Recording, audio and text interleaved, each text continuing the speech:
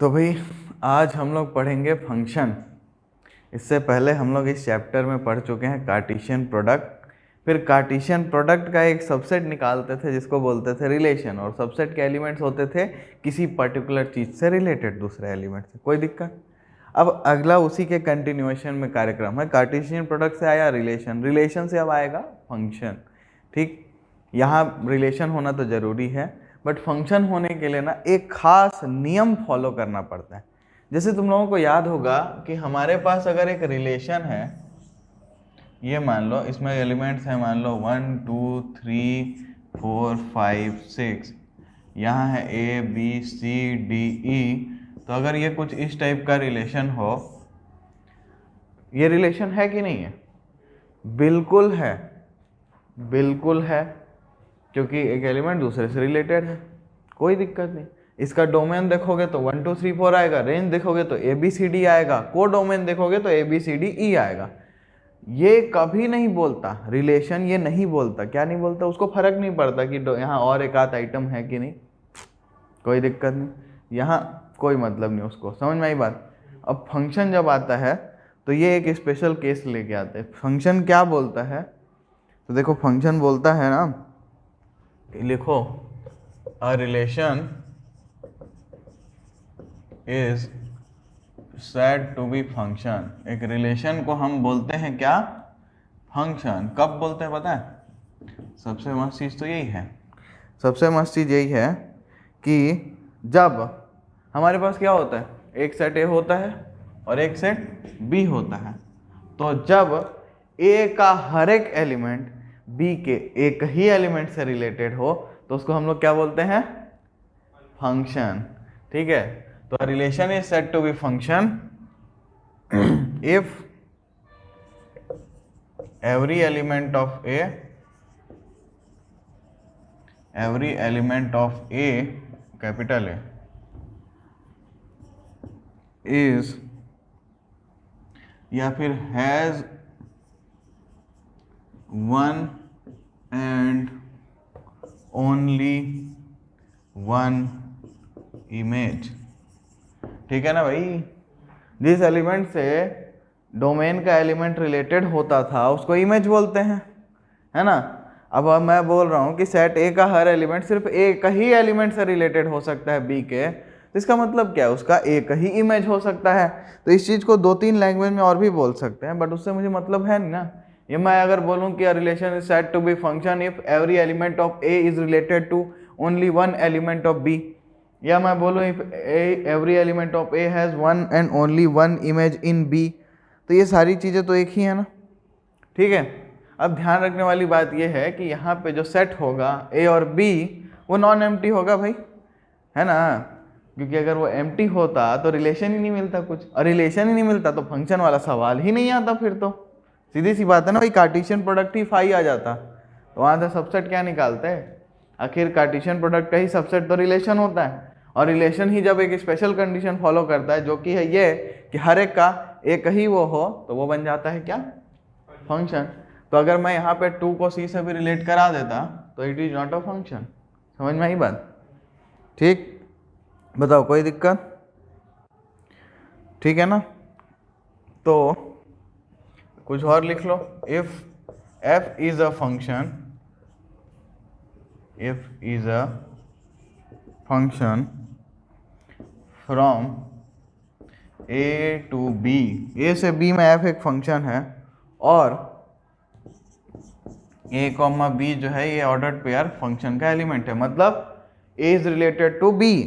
ठीक है ना? या फिर मैं बोलूँ कि A का इमेज है B, या फिर मैं बोलूँ f of A is equal to B।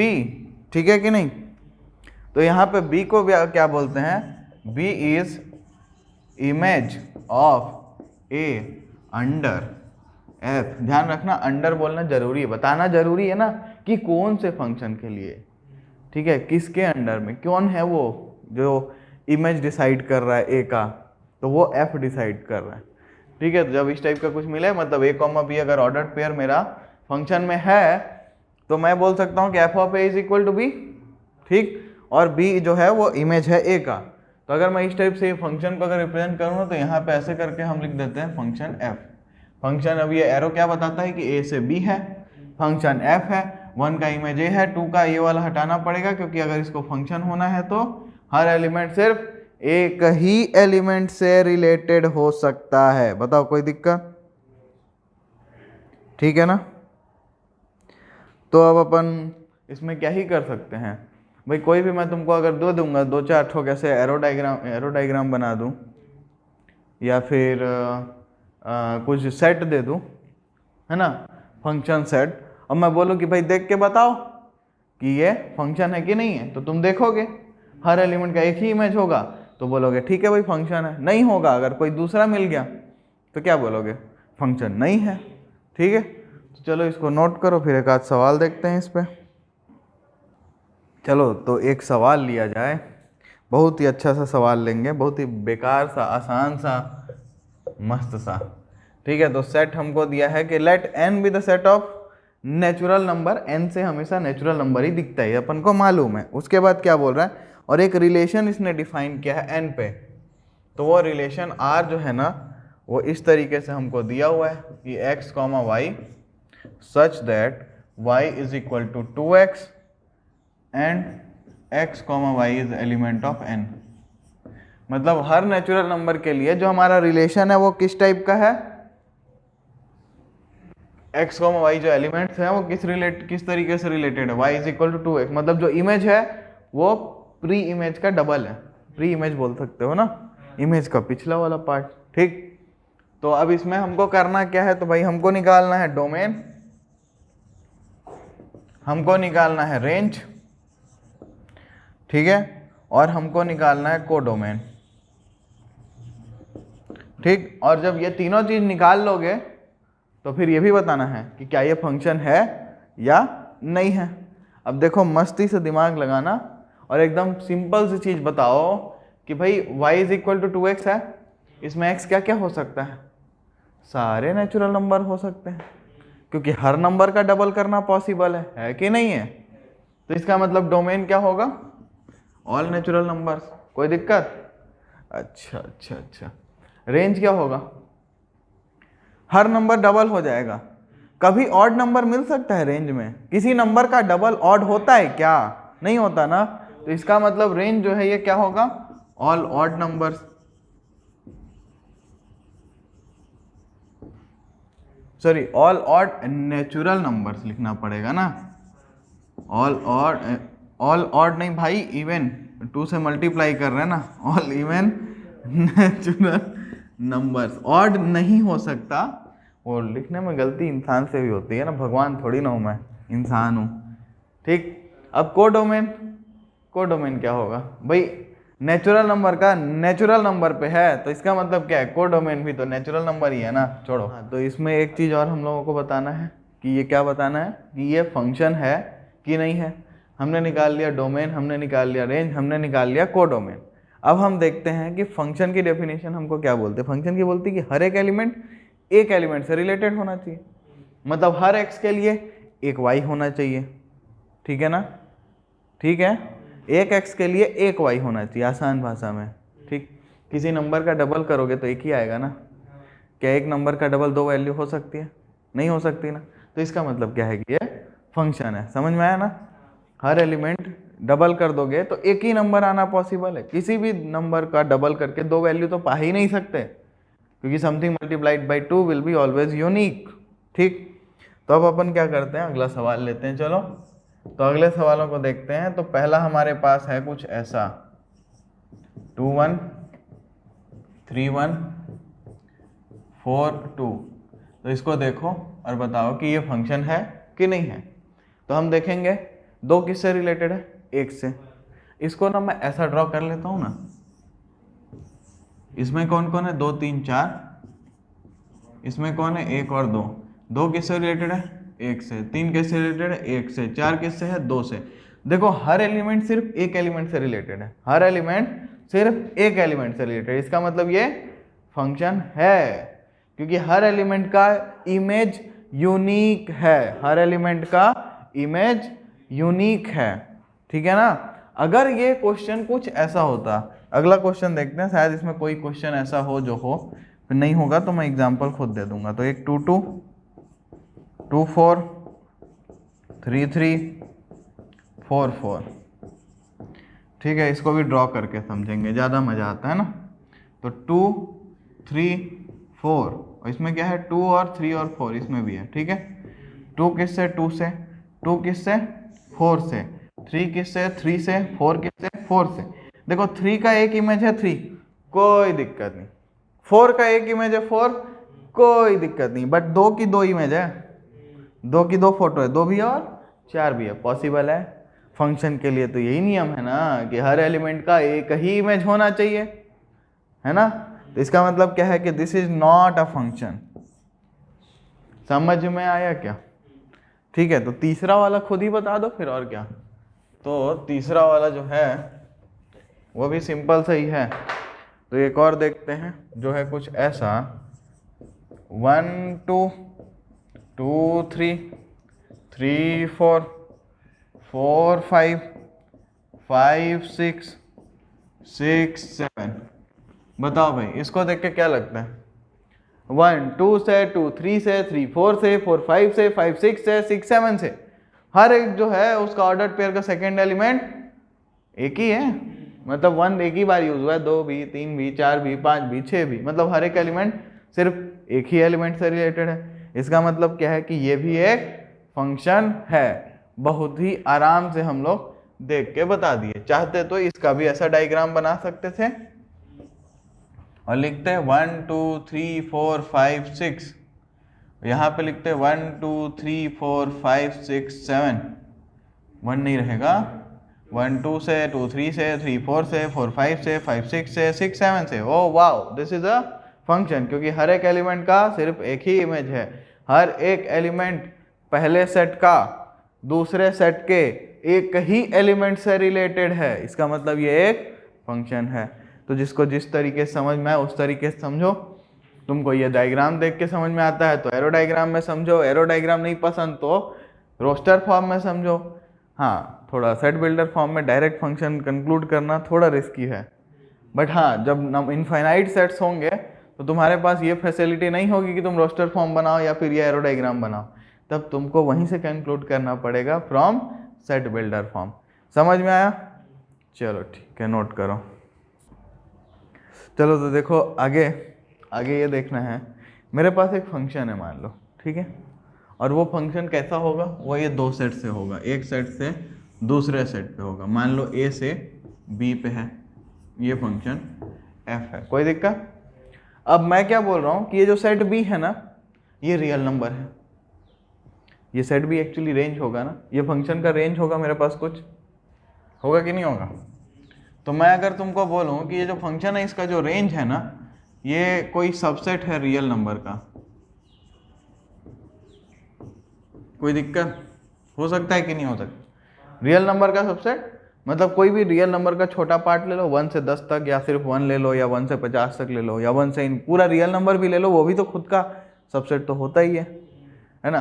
तो जब ऐसा कुछ होगा, ऐसा कोई फंक्शन हो मेरे पास जिसका रेंज रियल नंबर हो, मतलब रेंज के सारे एलिमेंट्स रियल हो, रियल नंबर हो, ठीक है, उसको मैं क्या बोलता हूँ? उसको मैं बोलता हूँ रियल वैल्यूड फंक्शन। ऐसे फंक्शन को क्या बोलेंगे? Real valued function. समझ में आई बात की नहीं? मतलब जो रेंज है वो कैसा होना चाहिए? रियल का सबसेट, जो रियल नंबर है अपने पास उसका कोई सबसेट होना चाहिए। अच्छा, अब एक ऐसा फंक्शन भी तो हो सकता है ना जिसका जो डोमेन है वो भी आर हो, and if domain is also equal to R, या फिर आर का कोई सबसेट। भाई मैं आर बोल रहा हूं बट आर का सबसेट भी हो सकता है, या मैं सबसेट ऑफ आर ही लिख देता हूं ना, क्योंकि हाँ, रियल नंबर खुद का भी तो सबसेट होता ही है ना। हर सेट अपने आप का तो सबसेट है, पता है तुम लोगों को। तो इस ऐसा फंक्शन जिसका डोमेन और रेंज दोनों ही सबसेट हो रियल नंबर का, उसको फिर हम लोग रियल फंक्शन बोलते हैं। समझ में आई बात? मतलब रियल वैल्यूड फंक्शन वो फंक्शन है जो सिर्फ रियल वैल्यूज को एज एन आउटपुट देने वाला है, मतलब उसका रेंज रियल है। और ऐसा फंक्शन जिसका डोमेन रेंज दोनों ही रियल है, वो पूरी तरह से रियल फंक्शन है। समझ में आई बात? चलो इसको नोट करो। इसके बाद ना हम लोग कुछ टाइप्स ऑफ फंक्शन देखेंगे, मतलब कुछ स्पेशल फंक्शंस हमारे पास हैं जिनका ग्राफ हमको आना चाहिए, फंक्शन होते कैसे वो आना चाहिए, और थोड़े बहुत उस पर सवाल देख लेंगे। तो अब स्टार्ट करते हैं, आरंभ करते हैं लाइन से। अलग अलग फंक्शन का नाम, उनका ग्राफ, वो होते क्या हैं, उनकी डेफिनेशन, ये सब जानना जरूरी है। तो सबसे पहला और मोस्ट इम्पॉर्टेंट या मोस्ट इजीएस्ट भी बोलो है आइडेंटिटी फंक्शन।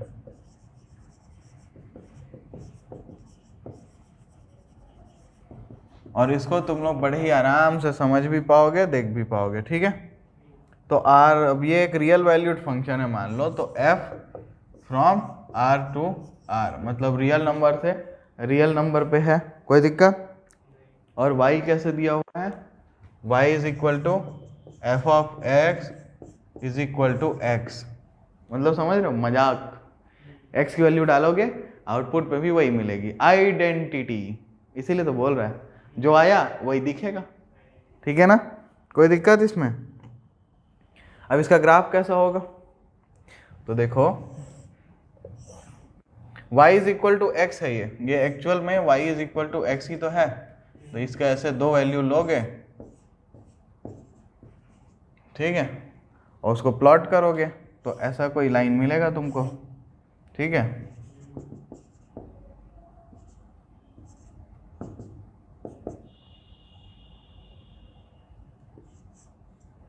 ठीक, x और y एक्सिस बहुत ही सिंपल है, x का सारा रियल नंबर होगा, y का भी सारा रियल नंबर होगा, क्योंकि ये तो तुम लोग जानते हो कि लीनियर जब रिलेशन होता है तो एक स्ट्रेट लाइन मिलता है। 9th में भी ड्रॉ किए हो ग्राफ इस टाइप से, इस मेथड से, और 10th में भी किए हो ना। तो इसका जो ग्राफ होता है वो स्ट्रेट लाइन होता है, ओरिजिन से पास करता है, और आगे भी पढ़ोगे तो बहुत सारी चीज़ें इसमें और भी दिखेंगी कि इसका स्लोप कितना होता है, 1 होता है, ठीक है, 1045 बाद में पढ़ेंगे, ये सब अभी नहीं आएगा, ठीक है। और इसका जो डोमेन और रेंज है वो क्या है भाई, डोमेन क्या है आर, रेंज क्या है, रेंज भी क्या है आर, क्योंकि सारे के सारे रियल नंबर्स आ सकते हैं। बताओ इसमें कोई दिक्कत? दूसरा भी इसी टाइप से आसानी से एक सिंपल सा एक फंक्शन है कांस्टेंट फंक्शन, क्या है, कांस्टेंट फंक्शन, ठीक है। इसको भी मैं रियल नंबर पे ही लूंगा, हम सारे रियल वैल्यूड फंक्शंस की ही बात करेंगे, f from r to r, ठीक। और ये जो है ना, ये कुछ इस टाइप का दिया होगा, y is equal to f of x is equal to some constant c, ठीक। अच्छा अब क्या करोगे, तो अब इसका ग्राफ बनाओ, चलो मान लो यहाँ वो पॉइंट है c, तो क्या होगा, ये वैल्यू हर x के लिए ये कुछ ऐसा नहीं दिखेगा, है इट इज अ जोक, क्योंकि कांस्टेंट फंक्शन एक लाइन होगा हमेशा पैरेलल टू x एक्सिस, क्योंकि देखो ना यहाँ 1 पे लो, 2 पे, 3 पे, 4 पे, इन्फिनिटी पे, बट y की वैल्यू हमेशा कांस्टेंट है, इसीलिए इसको क्या बोलते हैं, कांस्टेंट फंक्शन। और इसका जो ग्राफ होगा वो एक स्ट्रेट लाइन होगा जो कि पैरेलल होगा x एक्सिस के। इसका डोमेन क्या होगा,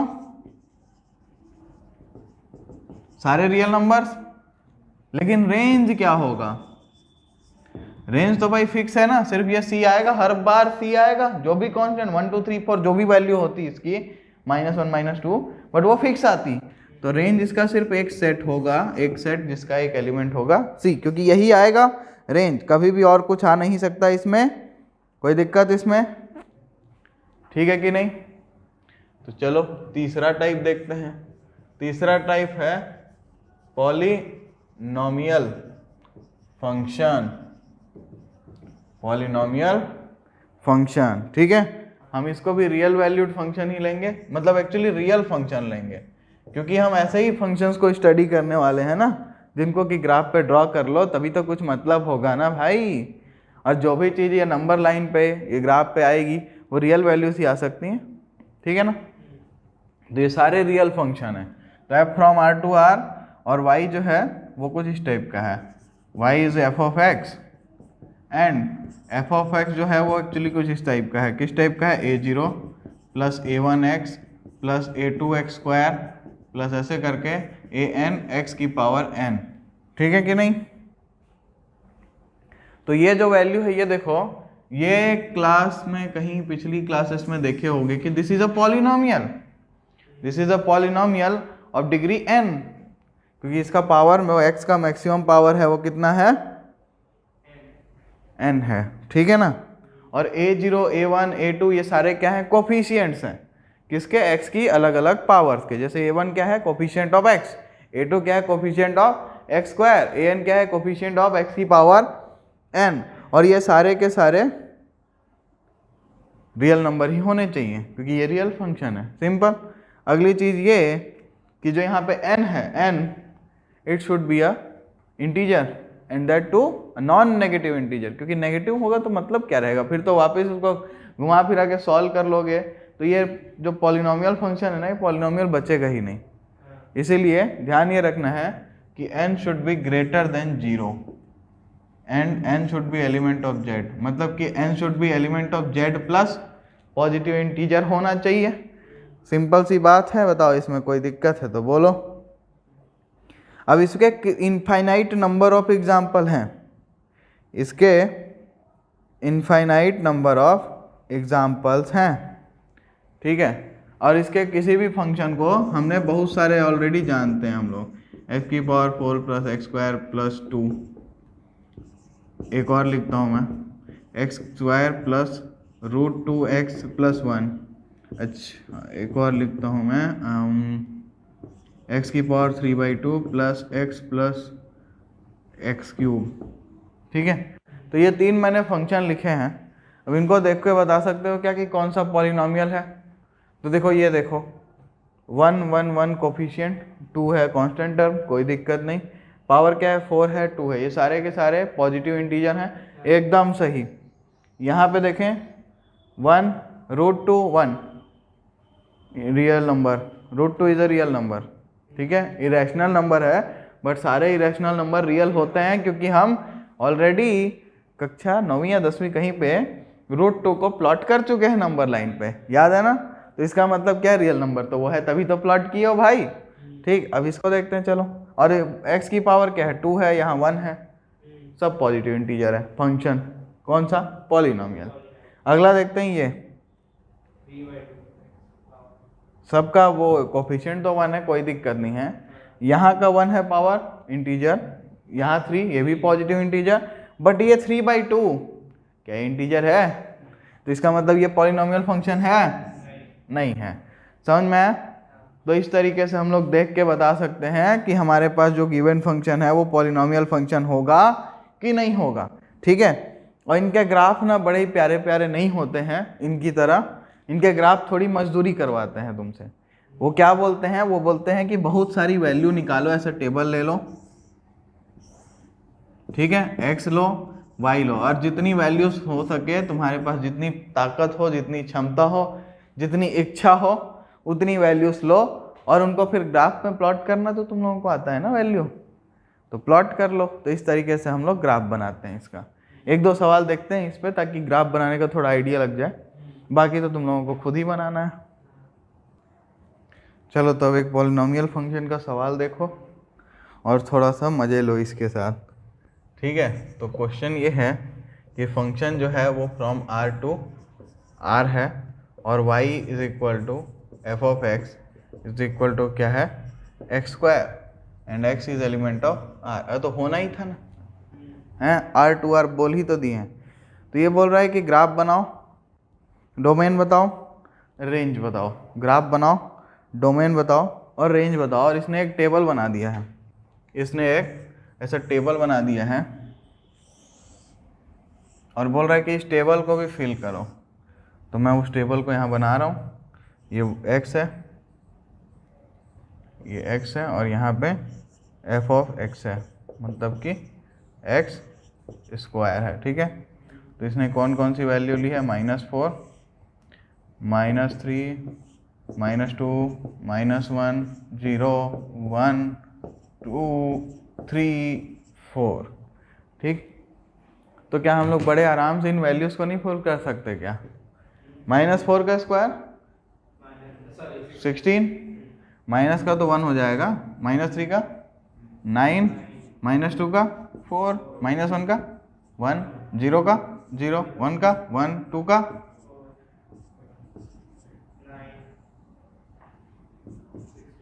ठीक है ना, हो गया टेबल कंप्लीट। अब इन वैल्यूज को ऐसा ग्राफ में प्लॉट करने का, तो 0, फिर देखो 1 और -1 पे 1, देखो एग्जैक्ट तो बनेगा नहीं, तुम लोग भी जानते हो और मैं भी जानता हूँ। फिर 2 पे कितना, 2 और -2 पे 4, तो आई थिंक ऐसा मैं अंदाज़ा लगा के कहीं पे ऐसे तुक्का मार के ऐसे बना रहा हूँ, तुम लोग भी समझ जाओ। और फिर इसके बाद बाकी वैल्यूज़ भी ड्रॉ करोगे और उसको ऐसे जोड़ दोगे।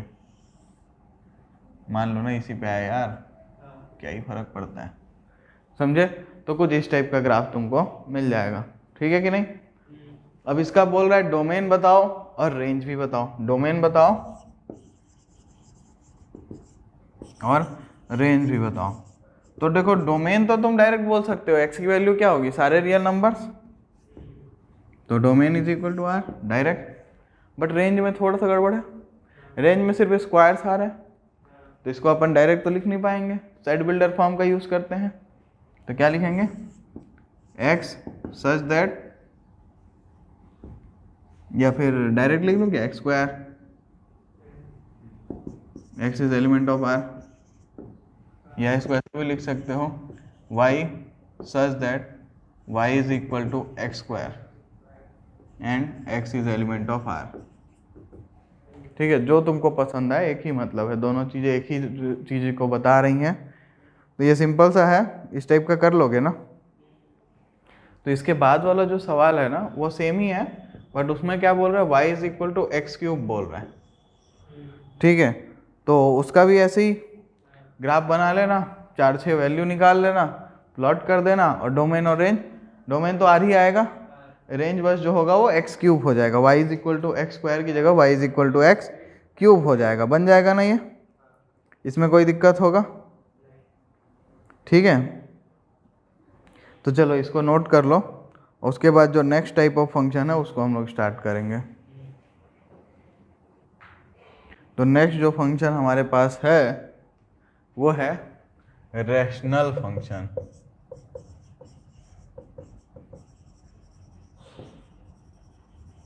ठीक है, और ये किस टाइप का होगा भाई, जैसे रैशनल नंबर होता है p/q के फॉर्म में, वैसे रैशनल फंक्शन भी होगा, बट ये क्या होगा, फंक्शन बाई फंक्शन होगा। तो y is equal to f of x is equal to, मान लो p of x upon q of x. बस ध्यान ये रखना है कि q ऑफ एक्स जो है ये कभी भी 0 के इक्वल नहीं होना चाहिए, क्योंकि अगर वो 0 के इक्वल हो जाएगा तो हमारा जो फंक्शन है वो इनफाइनाइट हो जाएगा, है कि नहीं? ठीक है कि नहीं, बताओ? ठीक, तो अब इस पे अपने को क्या करना है, अपने को एक जो इम्पोर्टेंट है वो सवाल बस देखना है। तो हमारे पास एक रियल वैल्यूड फंक्शन है जो है from r-0 to r defined by f of x is equal to 1/x। हमको इसका एक टेबल कंप्लीट करना है जो कुछ ऐसा है, फिर इसका ग्राफ भी बनाना है। तो पहले तो टेबल ड्रॉ करते हैं, x एफ ऑफ एक्स, ठीक, -2, -1.5, -1, -0.5, 0.25, 0.5, 1, 1.5, 2। ठीक है, ये टेबल कंप्लीट करना है, और क्या करना है, इसका डोमेन और रेंज भी बताना है, इसका डोमेन भी बताना है और रेंज भी बताना है। ठीक है, देखो भाई ऐसा एकदम बहुत ही सिंपल सी चीज़ है कि ये वैल्यूज हम लोग निकाल सकते हैं। है ना। x की वैल्यू शुरुआत कहाँ से करें, चलो 2 से करते हैं, 1/2 करेंगे कितना होगा 0.5, ठीक है।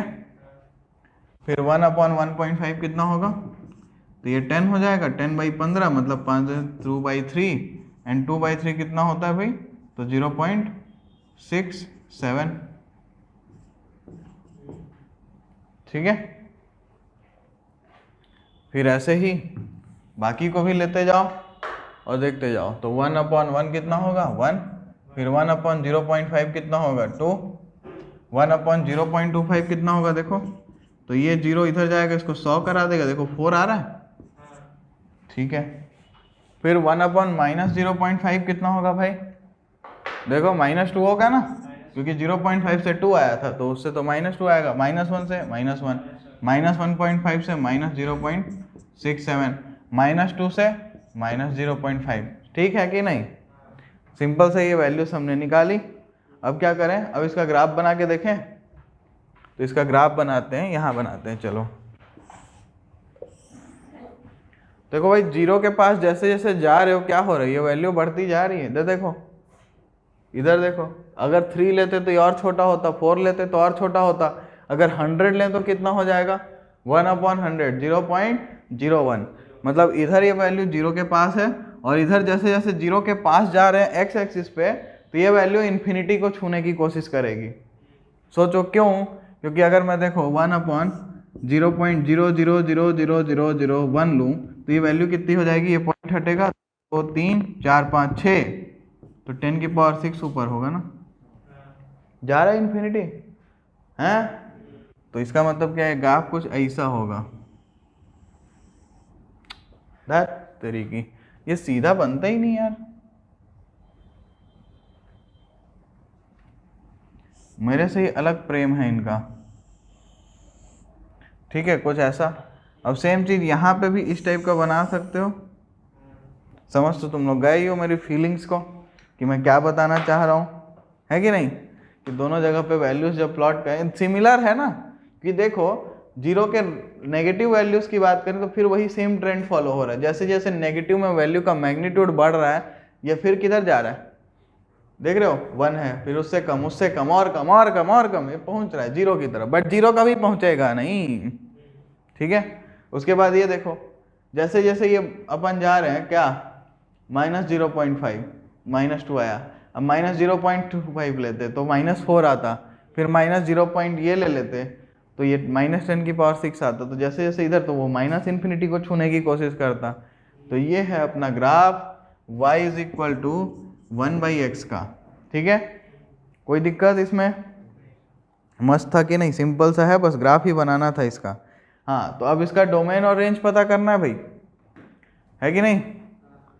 तो डोमेन देखो, डोमेन क्या है, x की कौन कौन सी वैल्यूज हैं, सब है बट 0 नहीं है, सब है बट 0 नहीं है ना, 0 है क्या, ठीक है। और रेंज, रेंज में कहीं 0 है क्या, वैल्यू कभी 0 हो रही है क्या, कभी y एक्सिस पे 0 मीट होगा क्या, तो ये भी यही होगा।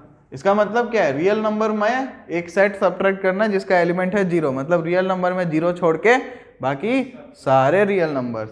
तो कैसा सवाल, ये मजेदार सवाल था, सिंपल सा। चलो तो इसको फिर बना लो ग्राफ को, कोई दिक्कत नहीं है ना इसमें। चलो तो अब इसके बाद बाकी फंक्शंस को देखते हैं बारी बारी। तो नेक्स्ट जो 5वां फंक्शन हमारे पास है वो तो और प्यारा सा है, वो है मॉड्यूलस फंक्शन, वो है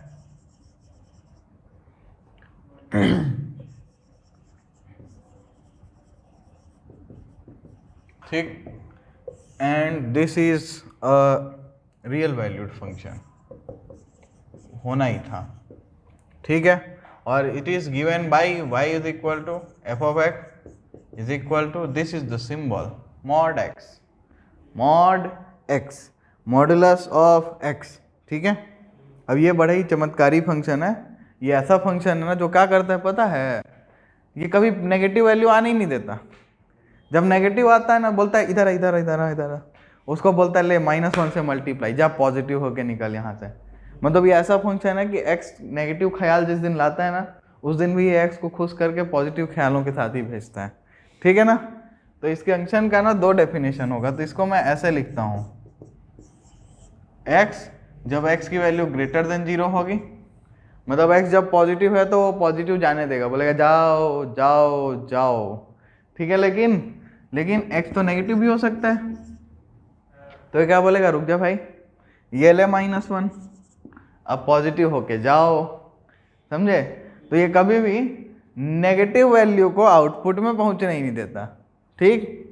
तो अब इसका मेरे को ग्राफ बनाना है तो मेरे को दो अलग अलग लेना पड़ेगा, क्योंकि ग्राफ में मेरे पास होंगे दो रीजन, ये 0 है तो एक इस पार्ट में और एक इस पार्ट में, तो मैं दोनों साइड का यहाँ सॉल्व कर रहा हूँ। तो देखो राइट वाले पार्ट में मैं क्या लूंगा, y = x लूंगा, क्या है ना, y ये f(x) y है, तो y = x for x greater than 0, और इधर देखूंगा तो y = -x। अब इसका ऐसा लेने का x y, इसका भी लेने का x y और ड्रॉ करने का, तो ये तो y = x तो ऐसा जाता है, बना चुके हो, स्ट्रेट लाइन है एकदम मस्त। y = -x भी ऐसे ही है, क्या करेगा वो, जितना इधर नेगेटिव -1 पे क्या आएगा 1, -2 पे 2, तो जो नीचे जाना चाहिए था वो बन गया, समझे कि नहीं समझे। कभी नेगेटिव वैल्यू आई क्या फंक्शन में, नहीं आई ना, 0 पे 0 है, ये तो होना ही था। तो अपन किसी भी एक में, इसमें भी या फिर इसमें किसी में भी इक्वल टू लगा सकते हैं, हमारी इच्छा, क्योंकि 0 पे तो 0 ही था, ठीक। जैसे वो बोलता है ना, ई तो होना ही था, ठीक, वैसे ही 0 पे इसको 0 होना ही था। तो बताओ मॉड्यूलस फंक्शन में कोई दिक्कत, तो दिमाग में बस यही रखना कि मॉड्यूलस फंक्शन हमेशा क्या करता है, वैल्यूज को पॉजिटिव कर देता है, नेगेटिव निकलने ही नहीं देता, ठीक है। चलो नोट करो। तो नेक्स्ट हमारे पास है सिंघम फंक्शन, ठीक है। तो नेक्स्ट जो है नंबर लिखो 6वां, और ये है सिग्नम फंक्शन, ठीक है।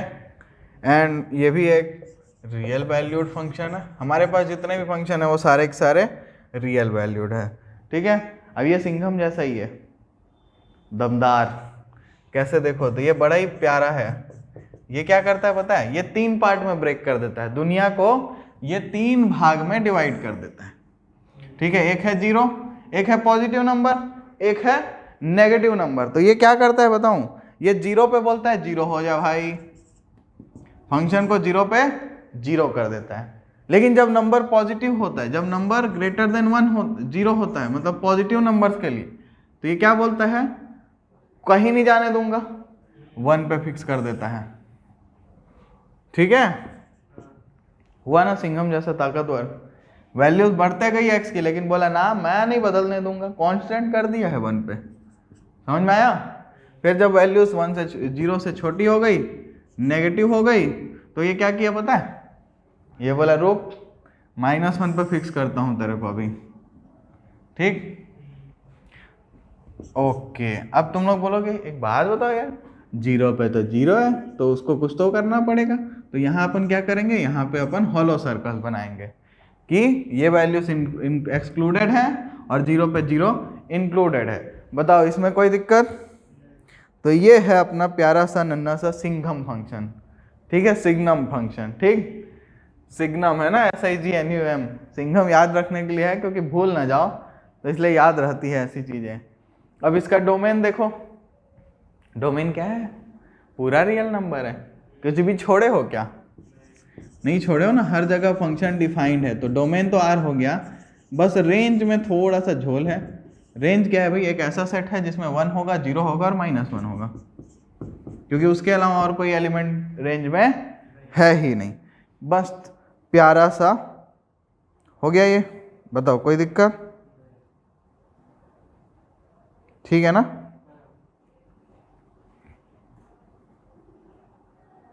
अच्छा, इसको ना हम लोग ऐसा भी देख सकते हैं, कैसा, कि ये एक ऐसा फंक्शन भी हो सकता है, देखो f(x) = mod x upon x for x not equal to 0 and 0 for x = 0।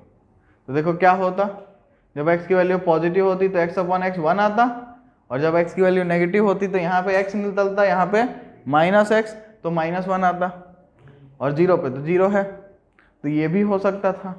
अच्छा, ये x अपॉन मॉड x भी हो सकता था, for x not equal to 0 और 0 फॉर x इक्वल टू 0। तो ये दोनों फंक्शन जो हैं, ये भी जो ग्राफ है ना वो सिमिलर दिखता है, ऐसा ही दिखता है दोनों के लिए। समझ रहे हो कि नहीं समझ रहे हो, बता दो।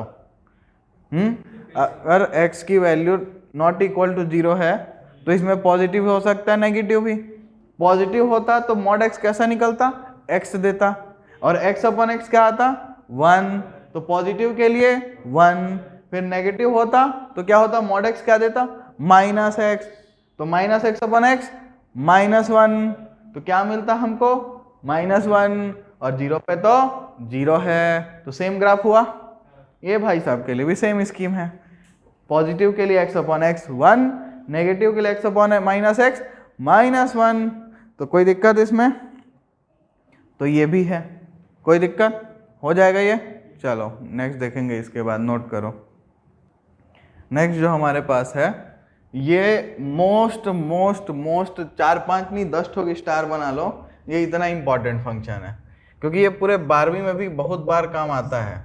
बता दे रहा हूँ मैं, 7वां नंबर, नाम है इसका ग्रेटेस्ट इंटीजर फंक्शन, ठीक है। तो ये one of the most important function है, और ये भी एक रियल वैल्यूड फंक्शन होना ही है, ठीक है। और ये ऐसे दिया जाता है y is equal to f of x, और इसको रिप्रेजेंट करते हैं ऐसे, ये जो डब्बा बना हुआ है इसका मतलब क्या है कि हमको उस नंबर का x का ग्रेटेस्ट इंटीजर लेना है, ठीक है।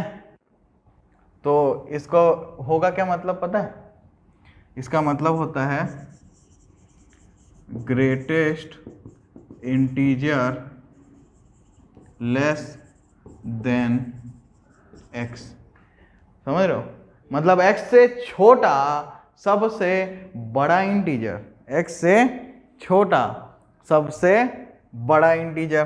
तो कुछ चीज़ों का देखो तो समझोगे, ठीक है। तो एक लेते हैं 1 से छोटा और सबसे बड़ा, नहीं 1 लेस देन और इक्वल टू x लिख लो, इक्वल भी हो सकता है ना, ठीक है। तो 1 से बड़ा छोटा या 1 के बराबर सबसे बड़ा इंटीजर कौन सा है, 1 खुद ही है, 1 के लिए 1 खुद ही है, ठीक है, ठीक है ना। 1.1 के लिए बताओ, 1.1 से छोटे इंटीजर्स कौन से होंगे, 1, 0, -1 से लेकर -∞ तक, बट उन सब में सबसे बड़ा कौन है, 1 से बड़ा कोई है क्या, बाकी जितने होंगे 1 से छोटे होंगे ना। समझ में आया कि नहीं। ऐसे ही 1.9 का क्या होगा, इससे छोटा कितने इंटीजर्स हैं, 1 है, 0 है, -1 है, ऐसे लिखते जाओ -∞ तक, लेकिन वो जो है इससे छोटे इंटीजर्स उनमें सबसे बड़ा कौन है, अगेन 1। फिर 2 का क्या होगा, 2 के लिए 2 आ जाएगा। तो समझ रहे हो क्या, कुछ समझ में आ रहा है क्या। अच्छा 0.9 का क्या होता, शाबाश, क्योंकि 0.9 से छोटे इंटीजर्स क्या है, 0, -1, -2 ऐसे -∞ तक, तो सबसे बड़ा उनमें कौन है, 0। समझ गए हो। 2.1 का क्या होता, वेरी गुड। तो अब देखो यहाँ देख रहे हो 1 से 2 के बीच में क्या है वैल्यू, 1 है, बस 2 पे नहीं है, 2 से छोटा और 1 से बड़ा जो वैल्यू है उस पे 1 है। तो यहीं से इसका डेफिनेशन पैदा होता है, जो कुछ बहुत ही खराब सा है, ठीक है, ठीक। तो -1 जब वैल्यू -1 से 0 के बीच में है, 0 जब 0 से 1 के बीच में है, ठीक है, उसके बाद 1 जब 1 से 2 के बीच में। देखो ये वाला क्यों एक्सक्लूड कर रहे हैं, क्योंकि 0 पे 0 हो जाता है, 0 से 1 के बीच में छोड़ो, 1 से 2 का देखो, 1 से 2 में 1 से 2 के बीच में 1 रहता है, लेकिन 2 पे जैसे ही आता है तो वो 2 हो जाता है, इसलिए 2 को नेग्लेक्ट कर दिए। समझ रहे हो ना क्यों इस साइड वाले में नहीं लगा रहे हैं? ऐसे ही ये ऊपर और नीचे दोनों साइड लिखाता है कि नहीं? तो अब इसका हम लोग ग्राफ बना सकते हैं। तो इसका ग्राफ बनाओ। तो ये 0 है मान लो, ये 1 है, ये 2 है, ये 3 है, ये 4 है और ऐसे ही आगे है -1 -2 -3 -4 और भी आगे तक है। ठीक है ना? 1 2 3 4 1 2 3 4।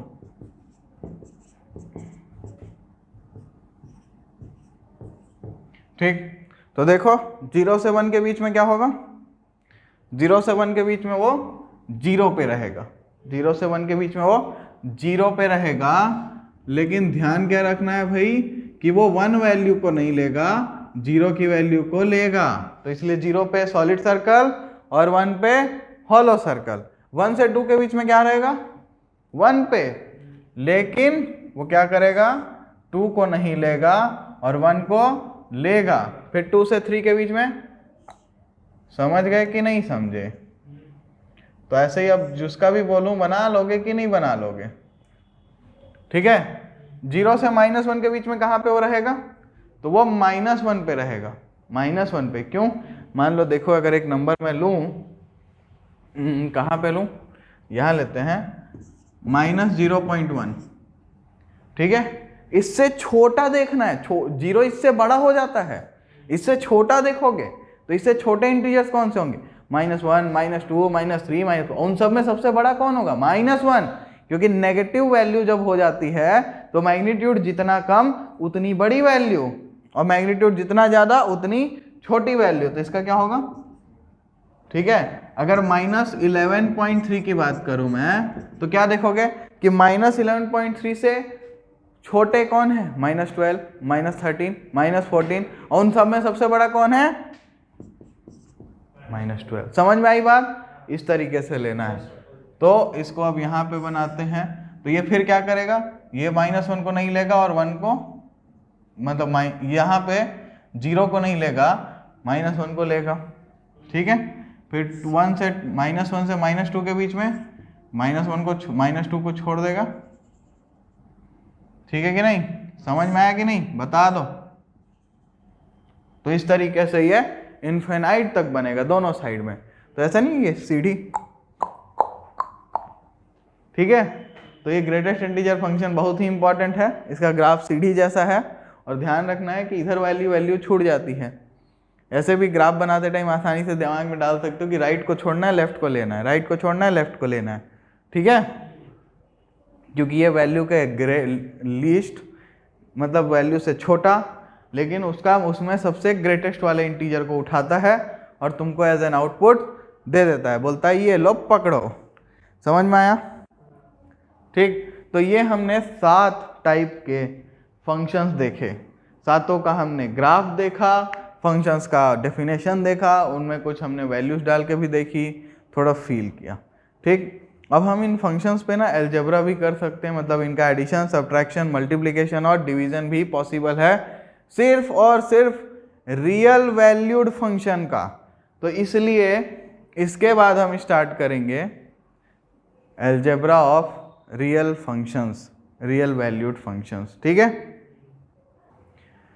चलो स्टार्ट करें algebra of real functions. Heading डालो। 4 ही ऑपरेशन होते हैं अलजेब्रा में, मालूम है ना?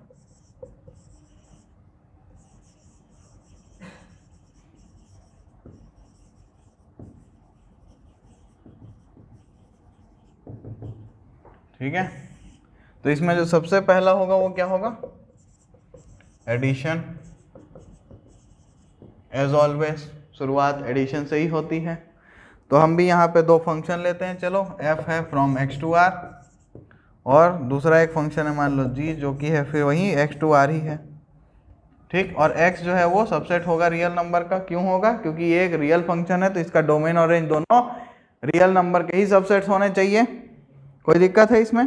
तो हम लोग f प्लस जी जो फंक्शन है, f प्लस जी जो फंक्शन है, जो होगा कहाँ से कहाँ? जो होगा फ्रॉम x to r, इसको कैसे डिफाइन करते हैं? इसको डिफाइन करते हैं f plus g of x is equal to f of x plus g of x, ठीक है, for all x is element of x हमारा यहाँ पे डोमेन जो है वो एक्स है, ठीक है। ये सिंबल क्या बोलता है?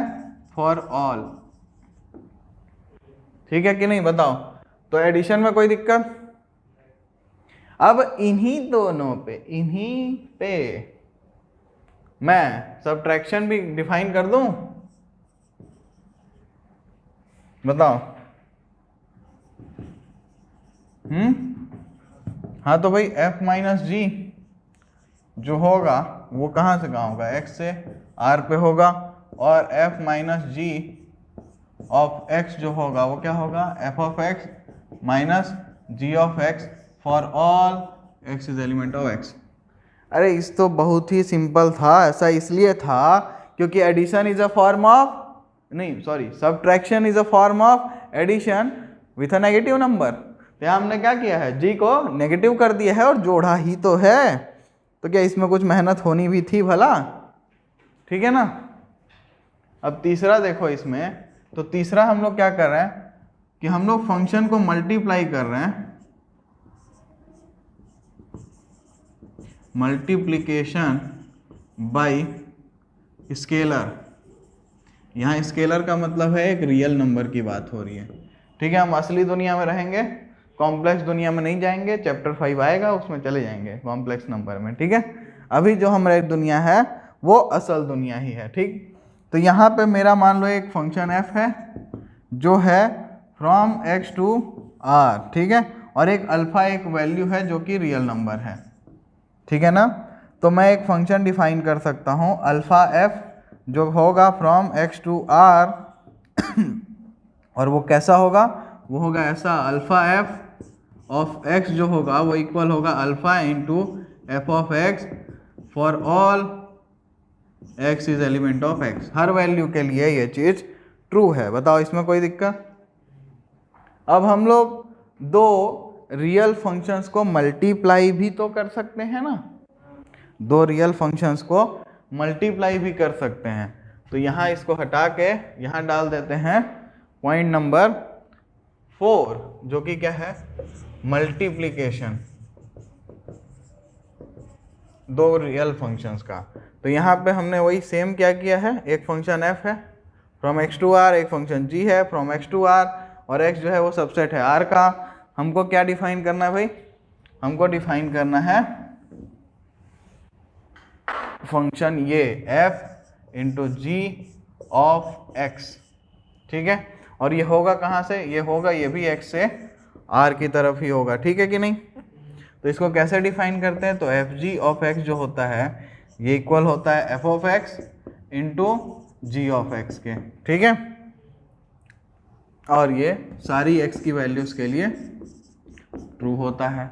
और ये जो है ना, इसको देखो यहाँ पे हो क्या रहा है, अगर आसान शब्दों में देखना चाहोगे तो हर x की वैल्यू के लिए अपन को क्या करना है? दोनों फंक्शन को उस पॉइंट पे निकालना है और उनको मल्टीप्लाई कर देना है, ठीक है। इसी चीज को बोलते हैं पॉइंट वाइज मल्टीप्लीकेशन, ठीक। तो ये हो गया। अब एक और बच रहा है जो है डिवीजन, तो इसको नोट करो, उसके बाद देखते हैं डिवीजन। तो डिवीजन में भी देखो भाई, 5th लिख लो डिवीजन, या फिर इसमें बोलते हैं हम लोग quotient, quotient of two real functions, ठीक है। यहाँ भी हमारे यही दोनों फंक्शन हैं, मान लो f और g है, ठीक है। दोनों रियल फंक्शन है, f है from x to r, g है x टू r, और x है सबसेट ऑफ r क्योंकि उसको रियल फंक्शन होना है, ठीक। तो हम लोग f बाई जी जो होगा, f by g of x जो होगा ये भी फ्रॉम x टू r ही होगा, और इसको डिफाइन कैसे करेंगे? f by g of x is equal to f of x upon g of x, ठीक है, for all x is element of x and g of x should not be equal to 0, क्योंकि denominator कभी 0 हो सकता है क्या? नहीं हो सकता है, ठीक। तो इसमें कोई दिक्कत? अब देखो एक सवाल ले रहा हूँ मैं, बहुत ही सिंपल सा सवाल है, ठीक है। तो एक क्वेश्चन है कि एफ ऑफ एक्स दिया हुआ है एक्स स्क्वायर और जी ऑफ एक्स दिया हुआ है 2x + 1, बोल रहा है f + g निकालो, ठीक है। f - g निकालो, f × g निकालो और f/g निकालो, ठीक है। तो अभी तुमने डेफिनेशन देख ली है ऑलरेडी सारी, बस सब वैल्यूज को लिखना ही तो है। f + g क्या होगा, दोनों को ऐड करना है, क्या होगा भाई x² + 2x + 1 हो गया। f - c क्या होगा, f में g को सब्ट्रैक्ट करना है, तो x² - 2x - 1, क्योंकि माइनस दोनों में मल्टीप्लाई हो जाएगा, है ना। f × g करना है तो क्या होगा, x² × 2x + 1 मल्टीप्लाई करोगे तो क्या होगा 2x³ + x², समझ में आया। और f/g करोगे तो f क्या है x² और नीचे क्या है 2x + 1, तो हो गया ये f/g, f/g हो गया।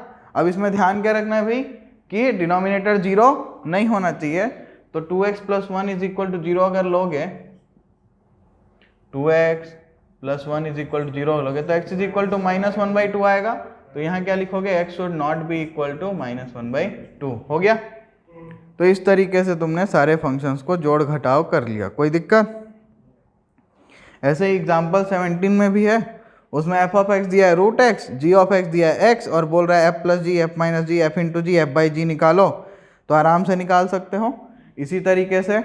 और इस एक्सरसाइज में, एक्सरसाइज 2.3 2.3 में है 5 सवाल, जो ज़्यादा से ज़्यादा 10-15 मिनट लेंगे, बना लेना। तो उसको बनाओ, फिर नेक्स्ट क्लास में मिलते हैं।